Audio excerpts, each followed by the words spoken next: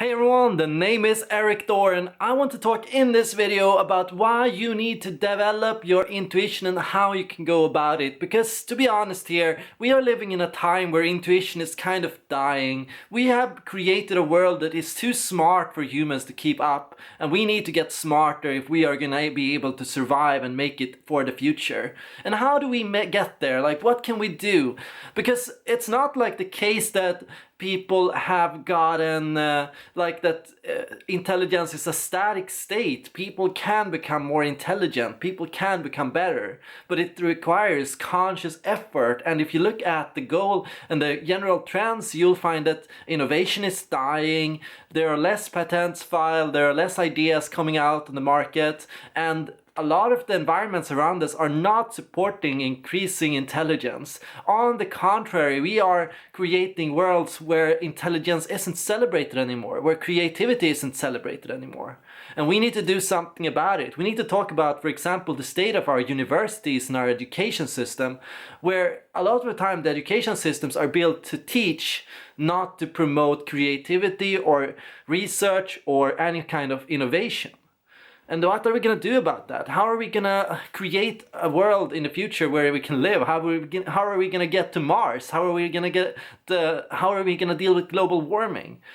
Like, we have a big set of issues to deal with, guys, and we are not currently able to do so. So in this video, I'm going to talk about how you as an intuitive can develop your intuition and why you need to do it. I'm not going to make this video for sensors. Sensors should also develop their intuition, but some of these strategies won't apply to sensors. We are all different and we all learn differently, and we all need to start on our own end first before we can go further. Now, okay, intuition, how do you develop it? First and foremost, we are often a little afraid of relying on our own intuition, I find. A lot of the time people are forgetting to act on their foresight and on their speculation and on their deduction skills. We don't trust our own ability to deduce and to find answers on our own. For some reason we are doubting ourselves as intuitives.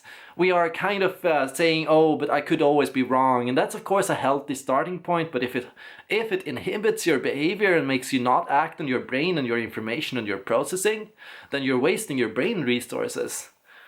So we need to find a way to build up that trust in our own deduction skill. And the first key to doing that, I think, is to get rid of the idea that intuition is somewhat metaphysical.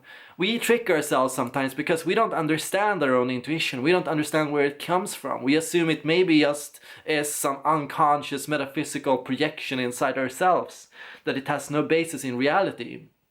But of course it does. It is a process of filling in, finding answers, making deductions about the world, finding out and making ideas about how the world works, building connections between things, finding how things fit together into systems, into concepts, finding ways to organize ideas in different ways to get different results. Intuition is just it can just be chalked up to pure logic and deductive skills. Yes, and so you are on the path to developing your ability to reason and to think. And I will tell you this, what happens when an intuitive doesn't use intuition? Well, of course, we fall more into sensing. Our energy drops drastically. We become less active, less aware, less conscious. We become less self-aware and we become more critical of information. And this latter part can be positive, but the critical and the bored tendency for intuitives and sensing is to reject information on the outset. You, as a sensor, an intuitive sensor, are lazy with information. You are very much unwilling to consider and take in things. And this is of course a problem. If you are more into sensing, your openness to information will drop and you will learn less, you will remember less, you will pay less attention, you will have an overall worse ability to grow as a person. And you will of course be less aware of your own choices and your own decisions. You won't know as well why you make the decisions you do. You won't understand fully why you are acting the way you're acting, and so you will be acting on impulse, and you will act like everyone else is acting, and you will be you will be in this role of kind of mirroring others and just going with the crowd. And do we really need zombies? Haven't we seen enough of them on Walking Dead? I think I want to clarify first and foremost, I think the same thing goes for sensors and intuition. Sensors and intuition also have this problem. They become less aware, less conscious, and less likely to think and reason and take in new information. We are numbing ourselves when we are forcing ourselves to be something we are not, when we are, as intuitives, demanding ourselves to be more sensory than we should be. We all have different starting points, and you can develop your sensing as an intuitive, but the best way to do so is unconsciously. Let your ideas guide you, let your deductions guide you, and let the information come in and guide you in that process, because that's how you make active and aware decisions. Come up with a pattern, and then let all the information surrounding that pattern fill you in as you go. Find ways to program your autopilot, your sensory autopilot, so that it doesn't get in your way. Don't let your autopilot control you. Now, as an intuitive, what you also need to consider is, how do I use intuition in my daily life? Because you can actually use intuition in all kinds of situations. I find myself realizing over and over how important it is for me as an intuitive introvert to rely on foresight.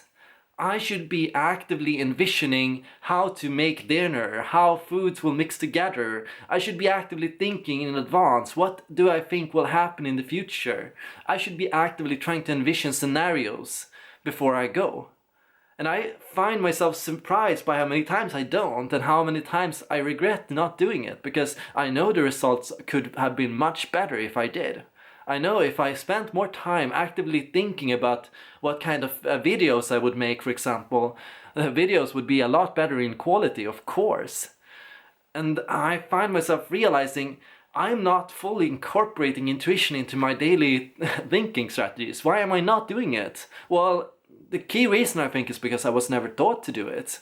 I was never taught by my teachers, or on the contrary, to be honest. I was taught to use sensory strategies. And that's of course because all teachers teach based on how they were taught. They are teaching based on the strategies they learned. And so they are teaching what they think everyone is. And everyone has this assumption that we are all operating the same way. And so we teach this standardized way of operating, because we are not really aware of how we can accommodate people's differences, and we are not really aware of people's differences in processing. We should be celebrating these differences, and we should be using these differences to our advantage as a human species, to survive, to improve, to grow, and to reach higher levels of technology, innovation, and philosophy, and moral, and on every level. We have a lot of work to do. And I wonder, are you with me on this project? Do you want to be a part of developing your creativity, becoming more conscious, and getting a higher sense of flow? If you do, feel free to support our channel, join us on Patreon, subscribe on YouTube, share our videos, share our message, and be a part of the change. Thank you all for watching.